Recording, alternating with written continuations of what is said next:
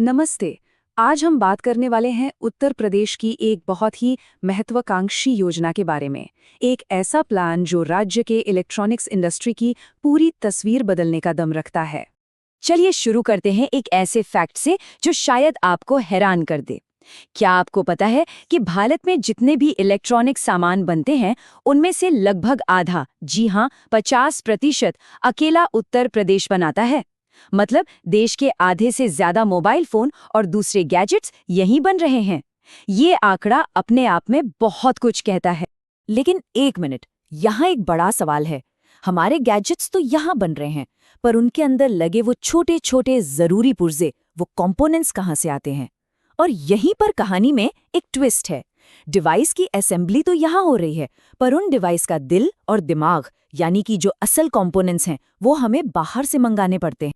और इसी बड़ी चुनौती से निपटने के लिए उत्तर प्रदेश सरकार सामने आई है एक नए प्लान के साथ, द 2025 मैन्युफैक्चरिंग प्लान। तो ये Uttar Pradesh electronics component manufacturing policy 2025 आखिर है क्या? देखिए, आसान भाषा में समझें तो ये एक रोड मैप है। इसका सीधा सा मकसद है कि इलेक्ट्रॉनिक्स के ये जरूरी पुर्जे अब यहीं अपने देश में बने। इससे बाहर से सामान मंगाने पर हमारी निर्भरता कम होगी और इस सेक्टर में बड़ा इन्वेस्टमेंट आएगा। ये सिर्फ एक पॉलिसी नहीं, बल्कि आत्मनिर्भर बनने के सपने का एक बहुत बड़ा हिस्सा है। और मजे की बात यह है कि कोई अकेली अलग-थलग योजना नहीं है। इसे भारत सरकार की जो नेशनल स्कीम चल रही है, उसके ऊपर एक टॉपअप की तरह बनाया गया है। मतलब केंद्र और राज्य की कोशिशें अब मिलकर काम करेंगी ताकि असर दोगुना हो। ठीक है, तो अब सवाल ये है कि ये पॉलिसी काम कैसे करती है। चलिए इसके अंदर झांक कर देखते हैं कि आखिर कंपनियों को यहाँ आने के लिए कैसे मनाया जा रहा है। तो देखिए, कंपनियों के लिए यहाँ दो रास्ते बनाए गए हैं। पहला, अगर कोई कंपनी पहले से ही केंद्र सरकार की स्कीम का फायदा ले रही है, तो उत्तर प्रदेश सरकार उसे अपनी तरफ से एक एक्स्ट्रा टॉपअप देगी। और दूसरा रास्ता उन कंपनियों के लिए है जो स्वतंत्र हैं। उन्हें सीधे सीधे राज्य सरकार से 20% की कैपिटल सब्सिडी मिलेगी। बस एक शर्त है, उन्हें यहाँ के लोगों को नौकरियां देनी होंगी। लेकिन रुकिए, बात यहीं खत्म नहीं होती। पॉलिसी में एक डोमेस्टिक सोर्सिंग बोनस भी है। इसका मतलब है कि अगर कोई कंपनी मल्टी लेयर पीसीबी बनाने का कच्चा माल उत्तर प्रदेश से ही खरीदती है तो उसे 1% का एक्स्ट्रा इंसेंटिव मिलेगा। और अगर लिथियम आयन सेल का मटेरियल भी यहीं से लिया तो ये इंसेंटिव सीधा 2% हो जाएगा।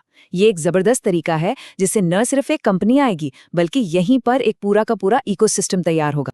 तो अब देखते हैं कि ये पॉलिसी किन हाई वैल्यू कंपोनेंट्स पे अपना फोकस रख रही है। सबसे पहले नंबर पर हैं डिस्प्ले मॉड्यूल्स, यानी हमारे फोन और टैबलेट की स्क्रीन, जिसके बिना तो कोई भी डिवाइस अधूरा है। इसके बाद आते हैं लिथियम आयन सेल्स। ये वो पावर हाउस हैं जो हमारे सारे डिजिटल डिवाइस को जिंदा रखते हैं, यानी हमारी बैटरीज। फिर है मल्टी लेयर पीसीबीज।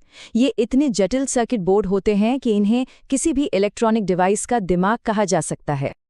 और आखिर में कैमरा मॉड्यूल्स। हमारे फोन में लगे वो छोटे छोटे लेकिन बेहद पावरफुल कैमरे भी इस पॉलिसी के निशाने पर हैं। अब जरा एक कदम पीछे हटते हैं और इस पूरी कोशिश के पीछे की बड़ी तस्वीर को देखते हैं।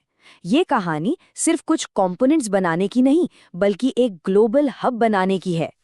तो आखिर मकसद क्या है? क्या सिर्फ कुछ पुर्जे बनाना? नहीं, मकसद इससे कहीं बड़ा है। मकसद है दुनिया भर से और देश से बड़े बड़े इन्वेस्टर्स को उत्तर प्रदेश लाना, बाहर के देशों पर हमारे निर्भरता को जड़ से खत्म करना, हजारों की संख्या में नई नौकरियां पैदा करना और सबसे जरूरी, उत्तर प्रदेश को रिसर्च, इनोवेशन और नए स्टार्टअप्स का एक नया सेंटर बनाना। तो चलिए अब इस पूरी कहानी को समेटते हैं।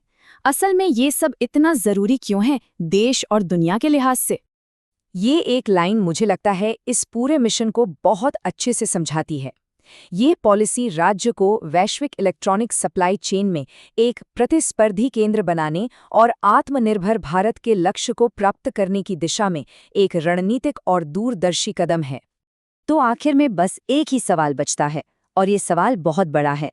क्या ये पॉलिसी भारत के दिल यानी उत्तर प्रदेश को दुनिया की अगली टेक फैक्ट्री बना सकती है? इस सवाल का जवाब आने वाले समय में सिर्फ उत्तर प्रदेश का ही नहीं, बल्कि पूरे भारत का भविष्य तय करेगा। देखना दिलचस्प होगा कि ये बड़ा दांव कितना कामयाब होता है।